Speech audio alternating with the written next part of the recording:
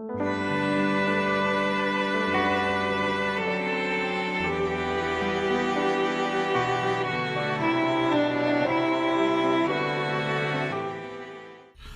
el nombre del Padre, del Hijo y del Espíritu Santo. Amén. Bendecido día, hermanos, para este sábado 29 de enero. Seguimos leyendo a San Marcos, ahora de capítulo 4, versos del 35 al 41. Un día al atardecer Jesús dijo a sus discípulos: «Vamos a la otra orilla del lago». Entonces los discípulos despidieron a la gente y condujeron a Jesús en la misma barca en que estaba. Iban además otras barcas. De pronto se desató un fuerte viento, y las olas se estrellaban contra la barca y la iban llenando de agua. Jesús dormía en la popa, reclinado sobre un cojín. Lo despertaron y le dijeron: «Maestro, ¿no te importa que nos hundamos?». Ese despertó, reprendió al viento y dijo al mar: «Cállate, enmudece». Entonces el viento cesó y sobrevino una gran calma. Jesús les dijo: «¿Por qué tenían tanto miedo? ¿Aún no tienen fe?».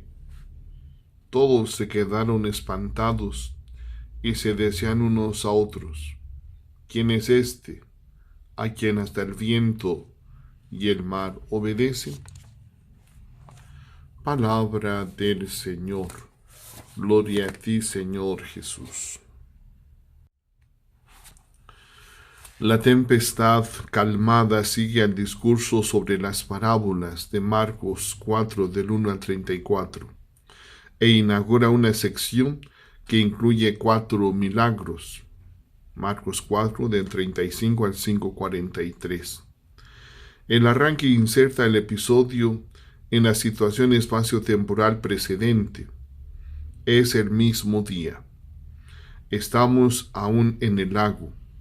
La iniciativa parte de Jesús, que decide pasar a la otra orilla. Sin embargo, los discípulos son sujetos activos. Estos lo llevaron en la barca y se quedaron después solos, luchando contra la tempestad mientras Jesús dormía.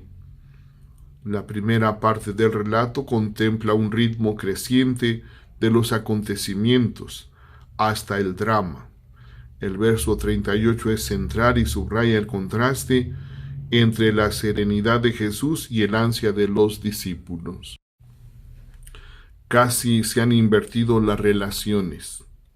Jesús se confía tranquilo a la pericia de los marineros, pero los angustiados discípulos no confían en la presencia de Jesús.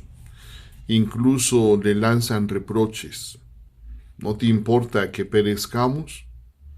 En la segunda parte, versos 39 y siguientes, la decidida intervención de Jesús resuelve el drama.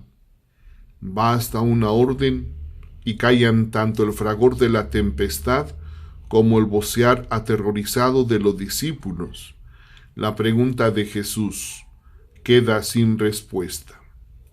El miedo que se ha apoderado de los discípulos es síntoma de falta de fe.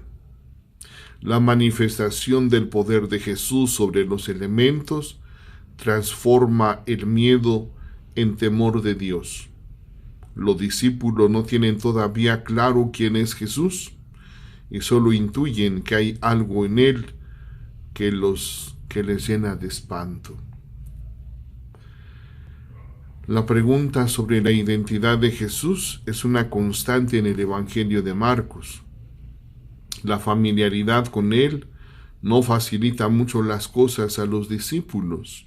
Más aún, habituarse a tenerlo como compañero de camino, tomarlo con ellos en su propia barca, puede engendrar la ilusión de haberse apoderado de él.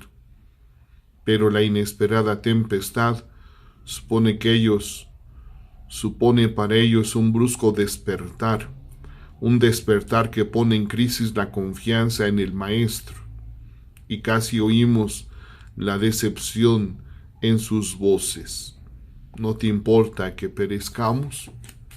Ciertamente, hermanos, el miedo nos puede invadir, pero aquí se hace la pregunta, ¿el miedo es porque no tenemos fe? Pues pidámosle al Señor que aumente nuestra fe, que nos quite todos los miedos o temores y que podamos confiar siempre en Él.